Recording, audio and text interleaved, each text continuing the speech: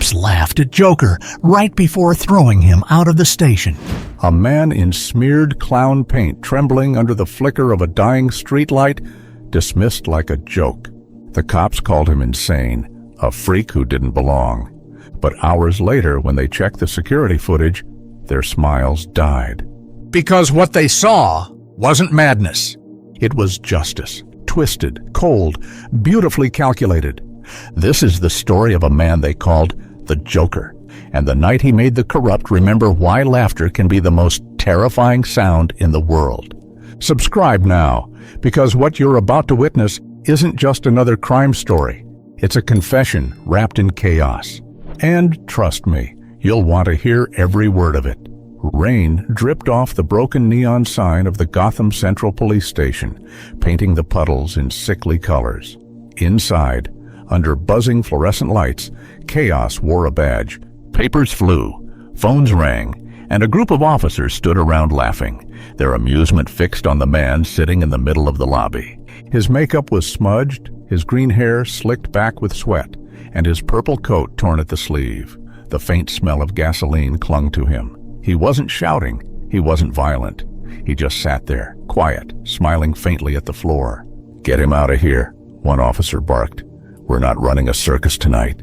The man looked up slowly. His eyes, tired but sharp, met theirs. "You'll want to hear me out," he said in a calm, almost polite tone. "Someone in this station killed an innocent man tonight." Laughter erupted again. "Oh yeah?" one officer sneered. "And you just happened to be the hero who saw it?" The man tilted his head, that eerie grin growing wider. "No, officer," he said softly. "I caused it." That was enough. Two cops grabbed him by the arms, dragging him toward the doors. He didn't resist. He just whispered, "When you watch the footage, lock the doors." They shoved him outside into the rain, the sound of their laughter echoing behind him. Inside, Officer Dale wiped his hands, muttering, "Freak." Then, as routine demanded, he went to delete the front desk camera feed, standard protocol when dealing with street crazies. But as he clicked open the footage, his fingers froze. On the screen, the Joker wasn't sitting alone. There was another man in the corner of the frame, a plainclothes detective standing behind the desk. In the reflection of the glass door, he could be seen taking a white envelope from a man in a black coat. The detective then slid the envelope under his jacket right before the crazy clown entered the station. Dale frowned. He rewound, played it again. The envelope, the handshake, the glance, and then a flash. Something small on the desk, Joker's hand. A card. The camera zoomed slightly when Joker looked directly into it, smiling, almost as if he knew exactly where the lens was. Lieutenant Marlowe, a grizzled man with 30 years of service, stepped beside Dale. "What's this?" he asked. Dale's voice trembled. "Sir, that detective—" Marlowe leaned closer, watching as the scene played out again. Joker pointing toward the desk, his mouth forming silent words. "Check the files." The lieutenant narrowed his eyes. "Where's Detective Rowan right now?" Dale checked the board. He left an hour ago. Said he was going to meet an informant." Marlowe's gut twisted. "Pull up the outside cameras." When they did, the screen filled with static for a second, then returned. The rain blurred the image, but it was clear enough. Detective Rowan getting into his car, and the Joker standing at the edge of the lot staring at him. Rowan turned his head slightly, as if startled, then drove off. Joker just waved. At 12:47 a.m., dispatch received a call. A car had been found burning under the bridge near Arkham Avenue. The ID on the seat, Detective Rowan. When Marlowe arrived at the scene, the air stank of gasoline and wet metal. The car was charred black, but something white stood out amid the ash. A playing card, pinned under a windshield wiper, the Joker card. On its back, written in neat, childish handwriting, "Corruption burns quicker than truth." Marlowe's hands trembled as he read it. "Son of a—" That's when another officer shouted, "Lieutenant, you need to come back to the station, now." Back at the station, chaos had replaced laughter. Every monitor showed the same feed. The lobby camera now playing an unseen portion of the recording. The Joker had never actually left. After being thrown out, he stood by the entrance for a few seconds, then disappeared from the frame. But seconds later, on every other internal camera, his image flickered through the halls. It was impossible. 1 second the hallway was empty, the next his silhouette was standing under the flickering light, motionless, watching. And then, on the main lobby feed, he reappeared, leaning toward the front desk camera. His voice was faint but clear. "You threw me out for warning you, but you didn't ask why I knew."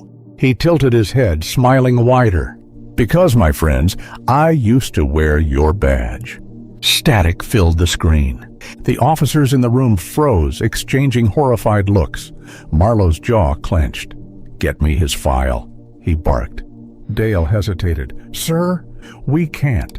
There's no record of him ever being here." "What do you mean, no record?" Dale swallowed. He's wiped from the system. Name, ID, everything. It's like he never existed." The lieutenant stared at the empty monitor, his reflection merging with the faint ghost of a painted smile. Outside, thunder rolled through the city, a laugh rumbling in the dark. And somewhere in the alley across the street, a voice whispered beneath the rain, soft and mocking, "Justice wears many faces, Lieutenant. You just kicked one out." The next morning, when the officers came in, every single desk had a single Joker card resting on top, wet but untouched. The rain hadn't stopped by morning. It rarely did in Gotham, but that day it felt heavier, like the city itself was trying to wash away its guilt. Lieutenant Marlowe stood in his office, staring at the pile of Joker cards now collected from every desk in the precinct.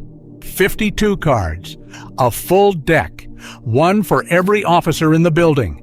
Every card was identical, except his. On the corner of Marlowe's Joker card, a small red thumbprint, dried blood.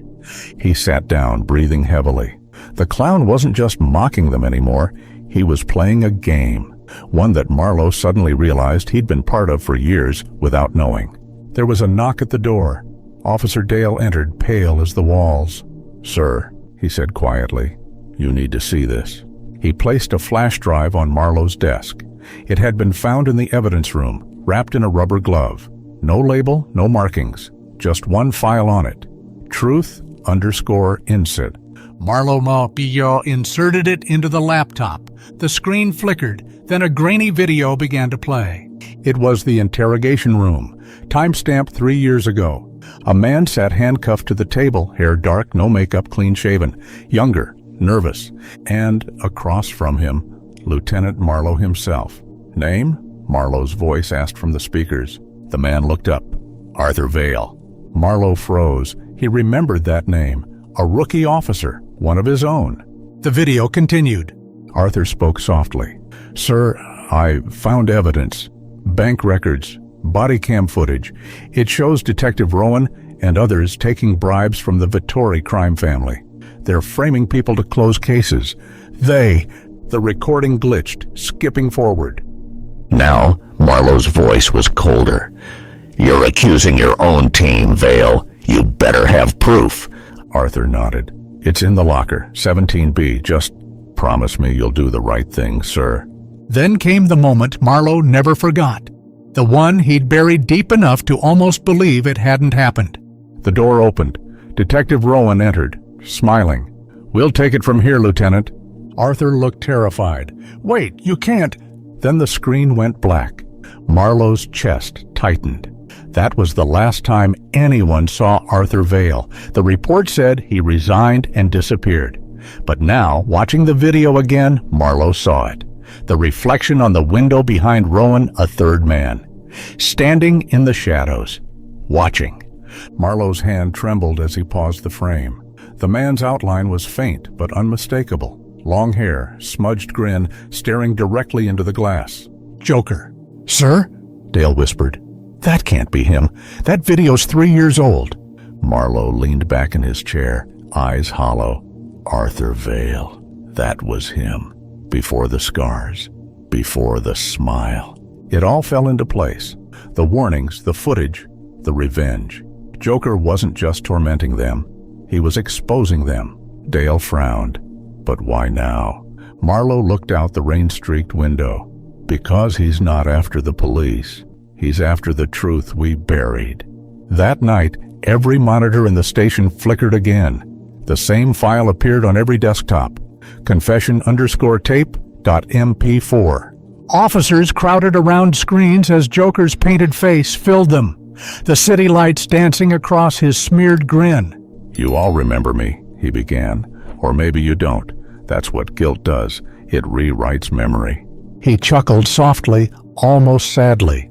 I was one of you once. A believer. Thought I could clean the streets with a badge and a promise. But then I learned the badge doesn't clean anything. It just hides the stains. He leaned closer to the camera. You framed the innocent. You sold truth to the highest bidder. You laughed at justice until it put on a smile of its own. The camera panned slowly behind him, revealing Detective Rowan's badge, half melted, nailed to a wall. Joker turned back. Don't look for me. I'm not your criminal. I'm your consequence. The feed cut to black. Marlowe ordered the system shut down, but the power flickered out before they could act. Emergency lights bathed the halls in red. Somewhere in the distance, the faint sound of carnival music echoed, distorted, warped through the station speakers. Then a voice crackled through the intercom. Joker's voice, calm, almost gentle. Lieutenant Marlowe, Locker 17B, you promised. Marlowe's stomach turned to ice. He rushed downstairs, Dale following close behind. The old locker room smelled of rust and mildew. Marlowe's hand shook as he forced open locker 17B. Inside was a single VHS tape and a letter sealed in plastic. He tore it open. For the lieutenant who taught me justice is optional. He slid the tape into the player nearby. Static danced for a few seconds. Then the screen showed the same room they were standing in. But this time, the footage was live. Joker stood at the far end of the locker room, in the shadows, his grin glimmering faintly in the dim red light. You came back, he said. Good. You always were the only honest liar here. Marlowe raised his gun, voice shaking. Arthur, stop this! Joker tilted his head. Arthur's gone, Lieutenant. You buried him. I'm just the punchline you created. He took a step closer. You can kill me, or you can confess. Either way, justice laughs last. Before Marlowe could answer, the lights flickered once more, and Joker was gone. Only the laughter remained, echoing through the vents, lingering like smoke. When the lights returned, the gun was on the floor. So was Marlowe. His heart had given out. On his desk upstairs, officers later found a single Joker card, this one blank on both sides except for a handwritten note. The truth always wears a smile before it kills you. And in the station's final camera feed, the last frame ever recorded, the Joker walked into the rain, vanishing beneath the city's endless storm. If this story gave you chills, there's more chaos waiting for you. Subscribe now and step deeper into the mind where justice laughs last.